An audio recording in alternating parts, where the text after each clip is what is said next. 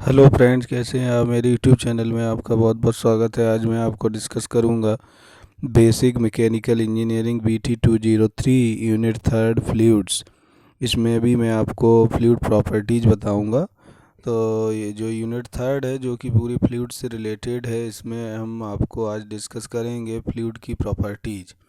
तो देखिए, fluid properties क्या होता है। इससे पहले जो वीडियो मैंने बनाया उसमें फ्लूइड का इंट्रोडक्शन मैंने बताया था, टाइप्स ऑफ फ्लूइड्स क्या है, फ्लूइड्स का बिहेवियर क्या है।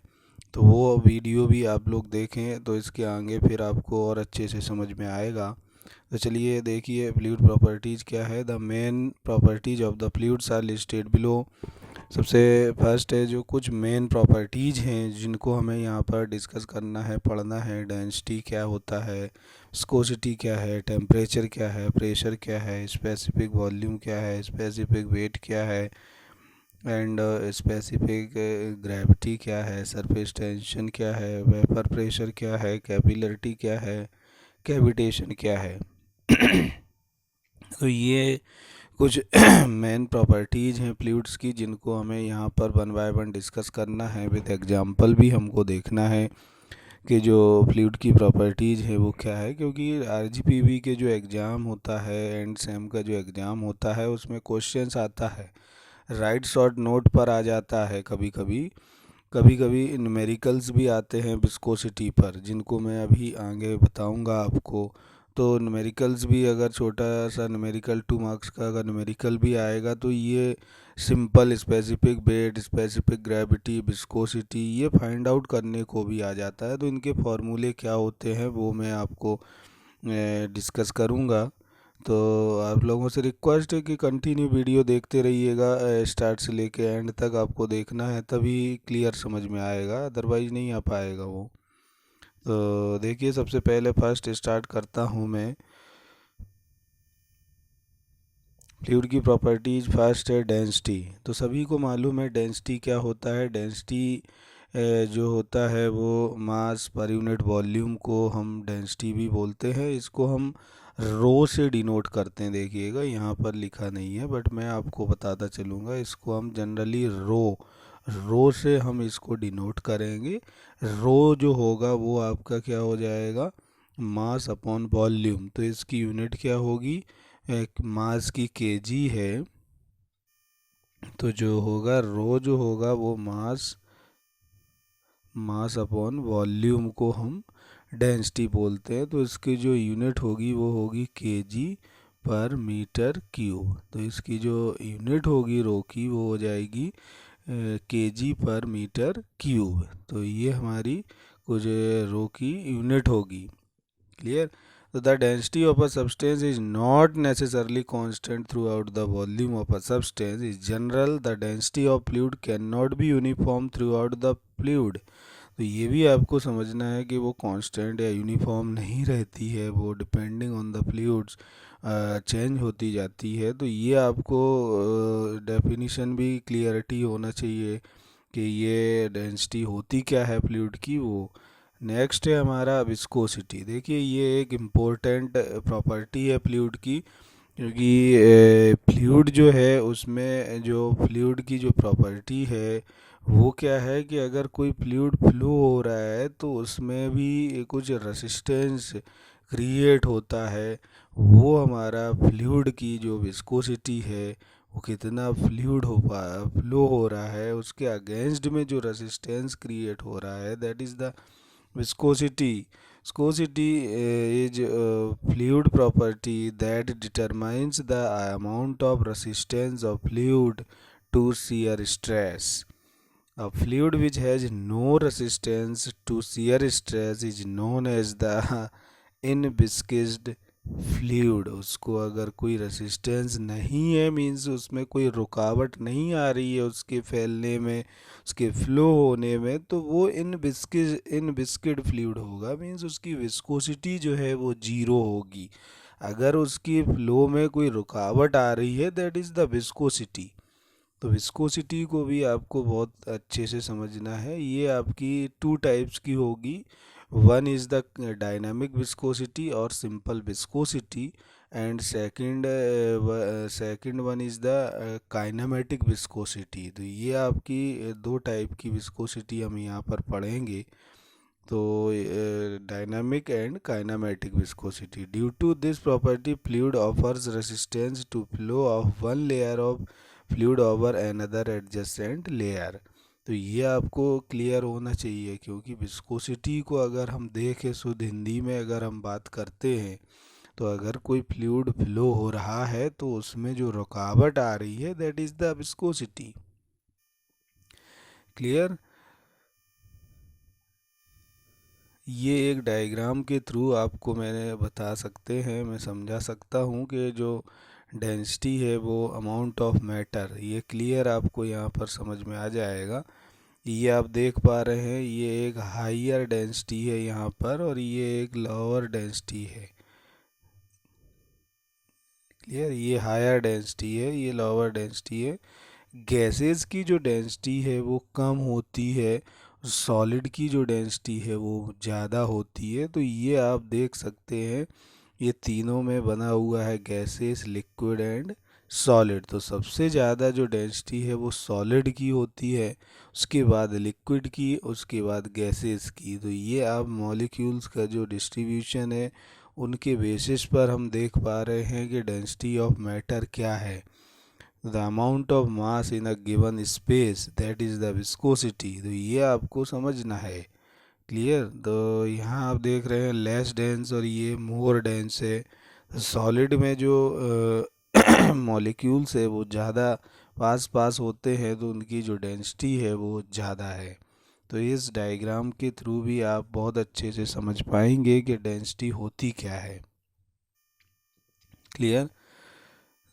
ये कुछ फैक्टर्स हैं जो कि डेंसिटी को अफेक्ट भी करते हैं, तो इन फैक्टर्स को भी आपको समझना है। फैक्टर्स अफेक्टिंग डेंसिटी, तो आप देख रहे होंगे यहाँ टेम्परेचर अगर हम इंक्रीज करेंगे तो डेंसिटी आपकी डिक्रीज होगी।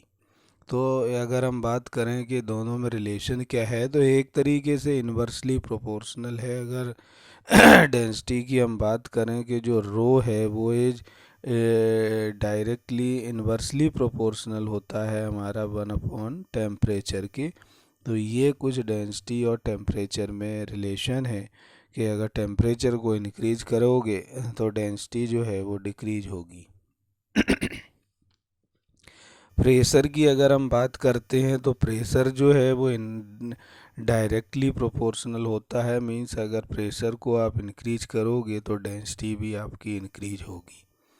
साइज की अगर हम बात करते हैं कि if you cut an item in half density stage the same, तो साइज पर डिपेंड नहीं करती है। अगर कोई एक वर्क पीस है उसके आप दो पीस में डिवाइड करते हैं, उसको कट करते हैं, तो जो दोनों पीसेस की density will be the same. Clear. तो डेंसिटी डज नॉट अफेक्टेड। तो ये आपके कुछ फैक्टर्स हैं जो डेंसिटी को इफ़ेक्ट करते हैं, ये आपने यहाँ पर समझे। नेक्स्ट अगर हम बात करें, अभी ये विस्कोसिटी, ये एक डायग्राम से और मैं आपको बता सकता हूँ। यहाँ पर एक वाटर है और एक आपका हनी है, दोनों की विस्कोसिटी भी अप्रॉक्स लिखी हुई है। इसको भी आप बहुत अच्छे से समझ सकते हैं कि जो viscosity is a measure of fluid's resistance to flow. तो आप देख पा रहे होंगे इसकी जो विस्कोसिटी है वाटर की वो लो है, और जो हनी है उसकी विस्कोसिटी जो है वो बहुत ज़्यादा हाई है। क्योंकि हनी को अगर हम फ्लो कराते हैं तो जो ऑब्जेक्शंस आते हैं, रेसिस्टेंस क्रिएट होता है, मींस फ्लो नहीं हो पाएगा इतने अच्छे से जितने अच्छे से वाटर फ्लो हो जाएगा। तो इसकी डेंसिटी लो है। आप यहाँ देख रहे होंगे इसकी जो डेंसिटी है वो 1 सेंटीफाइज है। Centipoise is the unit of the viscosity. And honey जो है उसकी जो हायर विस्कोसिटी है अप्रॉक्स 12,200 सेंटीफाइज। तो आप देख रहे होंगे दोनों में कितना डिफरेंस है। तो ये भी आपने यहाँ पर समझा कि वाटर एंड हनी में दोनों कौन सा ज़्यादा मोर डेंस है। तो वो आप देख सकते हैं, honey is more dense in comparison to water. ये एक डायग्राम से भी आप समझ सकते हैं कि इन दोनों को मैंने यहाँ फ्लो कराया है। तो इसमें मोर डेंस कौन सा है, इसकी विस्कोसिटी ज़्यादा है, इसकी ज़्यादा है, और इसकी लो डेंसिटी है इस वाले की, और इसकी मोर डेंसिटी है, हायर डेंसिटी है। तो ये आप समझ रहे होंगे इस डायग्राम से कि जब फ्लो कराते हैं तो हम देख सकते हैं, प्रैक्टिकली भी इसको हम चेक कर सकते हैं, जो जितनी इजी से फ्लो हो जाएगा उसकी विस्कोसिटी उतनी कम होगी।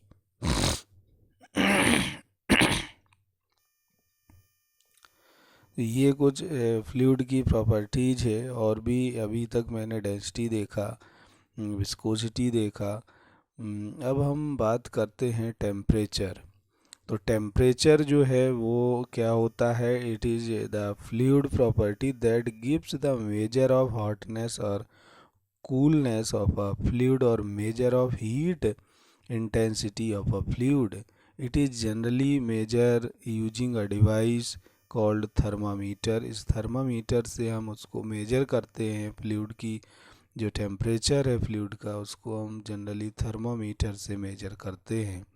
तो थर्मामीटर्स भी जो है अलग अलग कैटेगरी के होते हैं, या हम बात करें यहाँ पर कि जो उसकी यूनिट्स है वो क्या क्या होती है, उसको हम मेजर करने की जो स्केल्स है टेम्परेचर को, वो यहाँ पर है। सबसे पहला है हमारा सेल्सियस स्केल, जिसको हम डिग्री सेल्सियस से डिनोट करते हैं, और जो फ़ारेनहाइट स्केल है उसको हम डिग्री फ़ारेनहाइट, डिग्री एफ से डिनोट करते हैं। जो केल्विन स्केल है उसको हम कैपिटल के से डिनोट करते हैं। तो ये तीन स्केल्स हैं, इन तीनों में रिलेशन भी होता है। जैसे सपोज कोई वैल्यू टेम्परेचर की अगर डिग्री सेंटीग्रेड में है, उसको हमें केल्विन में कन्वर्ट करना है, तो हम उसमें 273 को ऐड कर देते हैं, तो वो आपका केल्विन में कन्वर्ट हो जाता है। तो ये हमको मालूम होना चाहिए टेम्परेचर की जो स्केल है क्या क्या होती है। क्लियर। ये एक टेम्परेचर वाटर का जो है वो गिवन है, boiling point, freezing point and absolute zero point, ये वाटर के लिए गिवन है। तो तीनों स्केल अभी आपको देख सकते हैं आप। अगर हम बात करें वाटर की, एब्सोल्यूट जो है केल्विन में 0 केल्विन होता है, और डिग्री सेंटीग्रेड में -273 डिग्री सेंटीग्रेड होता है, और फ़ारेनहाइट में अगर हम बात करते हैं तो -459 डिग्री फ़ारेनहाइट होता है। तो ये हमारा कुछ वाटर का टेम्परेचर दिया हुआ है अलग अलग स्केल पर। फ्रीजिंग पॉइंट की अगर हम बात करें तो फ्रीजिंग पॉइंट जो होता है वो हमारा 273 केल्विन होता है, केल्विन में ये होता है, और डिग्री सेंटीग्रेड में 0 डिग्री सेंटीग्रेड होता है, फ़ारेनहाइट में 32 डिग्री फ़ारेनहाइट होता है। तो ये हमारा कुछ फ्रीजिंग पॉइंट दिया है वाटर का। बॉइलिंग पॉइंट की अगर हम बात करते हैं तो बॉइलिंग पॉइंट की जो है केल्विन में अगर हम देखें तो 373 केल्विन होगा, और यहाँ पर 100 डिग्री सेंटीग्रेड होगा, और यहाँ पर फ़ारेनहाइट में 212 डिग्री फ़ारेनहाइट होगा। तो तीनों से यहाँ रिलेशन भी हम निकाल सकते हैं कि तीनों स्केल में जो रिलेशन है वो भी हम यहाँ पर देख सकते हैं। तो ये एक बहुत अच्छा कन्वर्जन स्केल हमको यहाँ पर दिया हुआ है। तो वो भी आप देख सकते हैं कि जो वाटर है उसके अलग अलग पॉइंट्स क्या हैं, अलग अलग स्केल्स में एब्सोल्यूट ज़ीरो कहाँ मिलता है, फ्रीजिंग पॉइंट का टेम्परेचर क्या है, बॉइलिंग पॉइंट का टेम्परेचर क्या है। तो ये मैंने यहाँ पर समझा हुआ है। नेक्स्ट प्रॉपर्टी है आपकी प्रेशर। तो देखिए प्रेशर क्या होता है, प्रेशर को भी हम यहाँ देख सकते हैं। Fluid pressure is most often the compressive stress at some point within a fluid. तो प्रेशर जनरली क्या फोर्स पर यूनिट एरिया होता है, फोर्स पर यूनिट एरिया। इसकी जो यूनिट होती है वो होती है न्यूटन पर मीटर स्क्वायर या पास्कल। तो 1 pascal is equal to 1 newton per metre square होता है। कभी कभी प्रेशर की यूनिट बार भी होती है। 1 बार जो होता है वो 10⁵ पास्कल होता है। तो 1 bar is equal to the 10⁵ pascal. अगर ये यूनिट हमारी वार में है तो उसको हम पास्कल में कन्वर्ट कर सकते हैं। कभी कभी मेगा पास्कल में दिया रहता है, तो 1 mega pascal is equal to 10⁶ pascal होता है।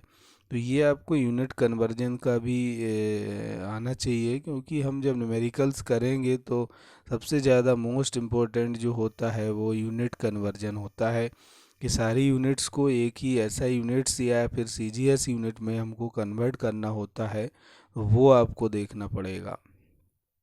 तो हम जब न्यूमेरिकल्स करेंगे तो और अच्छे से आपको क्लियर बताएंगे कि किस टाइप से हम कन्वर्ट करते हैं। ये प्रेशर हो गया है आपका।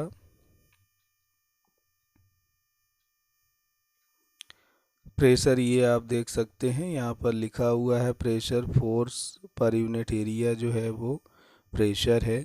अगर हम एरिया बढ़ाएंगे तो प्रेशर कम होगा, एरिया अगर कम करेंगे तो प्रेशर ज़्यादा होगा। तो ये हमको फोर्स के डायरेक्टली प्रोपोर्शनल होता है और एरिया के इनवर्सली प्रोपोर्शनल होता है। ये आप एक एग्जाम्पल से भी देख सकते हैं, प्रेशर वर्सेस एरिया। यहाँ पर हम देख पा रहे हैं ये एक हील है और ये एक सूज का बना हुआ है। तो यहाँ लो प्रेशर है और यहाँ पर हाई प्रेशर है। क्यों? क्योंकि इस वाले एरिया में अगर हम देखें तो जो फोर्स पर यूनिट एरिया बात करेंगे तो एरिया यहाँ पर क्या होगा, कम होगा। तो यहाँ पर जो प्रेशर होगा वो ज़्यादा लगेगा और यहाँ पर क्या है, एरिया ज़्यादा है तो प्रेशर क्या हो जाएगा, कम। क्योंकि दोनों ही प्रेशर एंड एरिया जो है वो इन्वर्सली प्रोपोर्शनल होते हैं। अगर आप एरिया बढ़ाओगे तो प्रेशर कम होगा एंड एरिया कम करोगे तो प्रेशर इंक्रीज होगा। तो ये भी आप इसके थ्रू आप समझ सकते हैं कि क्या है ये हील में और एक सूज में प्रेशर कहाँ ज़्यादा अप्लाई होता है, कहाँ ज़्यादा आ रहा है। तो वो आप देख सकते हैं इस वीडियो से, इस डायग्राम के थ्रू। इसके बाद आपकी जो प्रॉपर्टीज़ है वो है स्पेसिफिक वॉल्यूम। स्पेसिफिक वॉल्यूम क्या होता है? तो स्पेसिफिक वर्ड जहाँ भी आएगा वो पर यूनिट मास में कन्वर्ट हो जाएगा। तो ये आपको देखना है। Specific volume is defined as the ratio of material's volume to its mass. तो स्पेसिफिक का मीनिंग है मीन्स पर यूनिट मास में उसको हमें मेजर करना है। It is the reciprocal of the density of material, क्योंकि जो डेंसिटी होती है वो मास अपॉन वॉल्यूम होती है, जबकि ये जो है वो हमारा वॉल्यूम अपॉन मास है। तो दोनों में अगर हम बात करते हैं density and volume, specific volume, तो दोनों ही इन्वर्सली प्रोपोर्शनल हैं एक दूसरे के। Specific volume is inversely proportional to density. The standard unit of specific volume is cubic meters per kg या per किलोग्राम, मीटर क्यूब पर केजी। क्योंकि अगर हम डेंसिटी की बात करते हैं तो वो केजी पर मीटर क्यूब होता है, लेकिन ये इन्वर्सली प्रोपोर्शनल है तो क्या हो जाएगा, मीटर क्यूब पर केजी। तो ये इसकी यूनिट होगी। The key difference between volume and specific volume is that volume is an extensive property varies, specific volume is N intensive property. ये अभी हम प्रॉपर्टी को भी पढ़ेंगे कि कितने टाइप का है। जनरली से हम थर्मोडायनेमिक्स जो यूनिट 4th है उसमें हम डिस्कस करेंगे कि जो प्रॉपर्टी है वो कितने टाइप का है। तो एक्सटेंसिव प्रॉपर्टी होता है और इंटेंसिव प्रॉपर्टी होता है। इंटेंसिव मीन्स होता है मास इंडिपेंडेंट, जबकि extensive means mass dependent property जो होंगी वो एक्सटेंसिव प्रॉपर्टी जो होती है। तो स्पेसिफिक वॉल्यूम जो है वो इंटेंसिव प्रॉपर्टी है and volume is an extensive property. तो volume is a thermodynamic state of a substance. Specific volume is a chemical concept that presents the relationship between mass and volume of a substance. तो यहाँ तक ये properties आपने देखी। इसके बाद जो और भी प्रॉपर्टीज़ हैं अभी बची हुई है, उन प्रॉपर्टीज़ को हम अपने नेक्स्ट वीडियो में डिस्कस करेंगे। आज के लिए इतना काफ़ी है इस वीडियो में। ये अगर आप अच्छे से पढ़ते हैं तो आपकी प्रॉपर्टीज़ क्लियर हो जाएगी, प्रॉपर्टीज़ ऑफ द फ्लूइड्स। इसके लिए आपको वीडियो को, हमारे जो वीडियोज आ रहे हैं उनको कंटिन्यू आपको वॉच करना पड़ेगा और स्टार्ट से लेके एंड तक आपको देखना पड़ेगा, तभी जाके ये क्लियर समझ में आएगा। तो अगर जिस भी भाई बहन ने या जिस भी स्टूडेंट्स ने हमारा चैनल को सब्सक्राइब ना किया हो तो वो प्लीज़ आप लोग पहले चैनल को सब्सक्राइब करिए, और जो वीडियोज आ रहे हैं उनको लाइक करिए एंड शेयर करिए, जिससे ज़्यादा से ज़्यादा स्टूडेंट्स तक हमारा ये मटेरियल पहुंच सके और वो उनकी पढ़ाई के लिए हमारा ये यूज़फुल हो सके। थैंक्स।